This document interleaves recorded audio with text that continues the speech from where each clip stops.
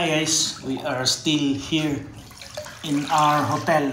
Matang pangit ng kinis ng mukha ko. Anyway, dito pa rin kami sa hotel ngayon, and last year, same month, pumunta kami ng Thailand. And dun, alam mo naman yung Thailand, bumili ako ng cannabis and na-experience ko yun. Almost akong himatay kasi almost akong mamatay dahil na-overdose ko yung paggamit. Pero it's a different story. Ngayon, dahil same month, nandito kami ngayon sa Vietnam. And guess what? Meron ako nito. Ito siya. Meron akong nabiling luwak coffee. Alam mo ba kung bakit mahalaga ito? Or isa ito sa mga signature coffee dito sa Vietnam. Sapagkat itong civet cat, yung hayop or animal na yan, kumakain niya ng kape. Yung beans pala.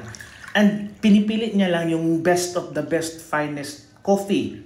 Kaya parang in the making process of coffee, siya yung nakakaalam kung ano yung best na kape. Kasi yun lang yung kinakain niya. And pag nakain niya yan, papasok niya yan sa digestive system niya. Parang mag-ferment yung coffee. Doon parang nagkaroon ng process. That's why mahal tong coffee na yan. Dahil mismong civet cat, yung digestive system niya, yung nagpa-process, yung nagbo-brew. At pag lumabas na yan sa pupo niya, hindi yan masisira.